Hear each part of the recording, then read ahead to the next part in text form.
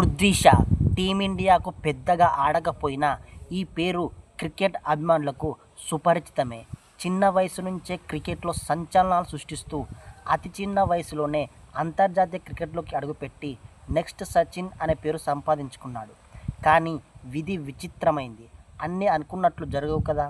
Cricket ప్రపంచం తనపై పెట్టుకున్న నమ్మకాన్ని నిలబెట్టుకోలేక నేడు ఒక మోసగాడు అనే నిందను మోసే స్థాయికి పడిపోయాడు. అసలు పృథ్వీ షా లైఫ్ ఎలా మొదలైంది, ఎలా సాగింది, ఇప్పుడు ఎలా ఉంది, కాస్త వివరంగా తెలుసుకునే ప్రయత్నం చేద్దాం. భారత క్రికెట్లో అత్యంత ప్రభావవంతులైన యువ ఆటగాళ్లలో ఒకరిగా గుర్తింపు పొందిన పృథ్వీ షా ప్రయాణం ఆశ్చర్యకరమైన మలుపులతో సాగింది. చిన్న వయసులోనే రికార్డు బద్దలు కొట్టి భారత జట్టులోకి మెరుపు వేగంతో ప్రవేశించిన షా ప్రస్తుతం మళ్ళీ తన కెరియర్ను గాడిలో పెట్టుకునేందుకు కృషి చేస్తున్నాడు. ఈ క్రమంలో షా అతని కాబోయే భార్య ఆకృతి అగర్వాల్ మధ్య తీవ్ర మనస్పర్ధలు వచ్చాయని, వీరిద్దరూ తమ బంధానికి స్వస్తి పలికారని సోషల్ మీడియాలో వార్తలు గుప్పుమన్నాయి. ఈ ఏడాది మార్చిలోనే ఎంతో ఘనంగా వీరిద్దరి నిశ్చితార్థం జరిగిన విషయం తెలిసిందే.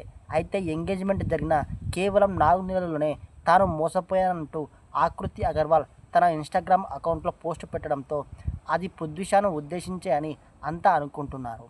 అయితే ఇంకా దీనిపై పృథ్వీ షా స్పందించలేదు. 1999 నవంబర్ 9న మహారాష్ట్రలోని థానేలో జన్మించిన పృథ్వీ షా చిన్నతనం నుంచే అసాధారణ బ్యాటింగ్ ప్రతిభను ప్రదర్శించాడు. అతని తండ్రి పంకజ్ షా ప్రోత్సాహంతో క్రికెట్లో అడుగుపెట్టిన పృథ్వీ పాఠశాల స్థాయి నుంచే సంచలన ఇన్నింగ్స్తో వార్తల్లో నిలిచాడు. 2013లో హారిస్ షీల్డ్ టోర్నీలో ఒకే ఇన్నింగ్స్లో 546 పరుగులు చేసి ప్రపంచవ్యాప్తంగా చర్చనీయాంశమయ్యాడు.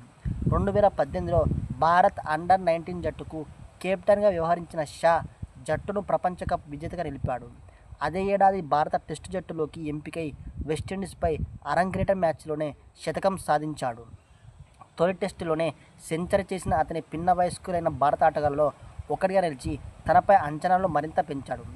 వ్యక్తిగత జీవితంలో కూడా షా పలుమార్లు వార్తల్లో నిలిచాడు. సోషల్ మీడియా వివాదాలు, అభిమానులతో జరిగిన సంఘటనలు, గాయాలు అతని కెరీర్పై ప్రభావం చూపాయి. అయినప్పటికీ వాటిని అధిగమించి క్రికెట్పైనే దృష్టి పెట్టేందుకు ప్రయత్నిస్తున్నాడు. ప్రస్తుతం పృథ్వీ షా లక్ష్యం ఒక్కటే, మళ్ళీ భారత జాతీయ జట్టులో స్థానం సంపాదించడం. అతని వయసు ఇంకా తక్కువే కావడంతో తిరిగి నిలదొక్కునే అవకాశాలు కూడా మెండుగానే ఉన్నాయి.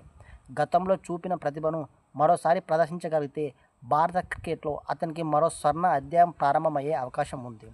ఒకప్పుడు భారత క్రికెట్కు భవిష్యత్తు తారగా ప్రశంసలు అందుకున్న పృథ్వీ షా ఇప్పుడు తన రెండో ఇన్నింగ్స్ను విజయవంతంగా ప్రారంభించేందుకు తీవ్రంగా శ్రమిస్తున్నాడు. ఈ పునరాగమన ప్రయాణం ఎంత విజయవంతమవుతుందో కాలమే సమాధానం చెప్పాల్సి ఉంది.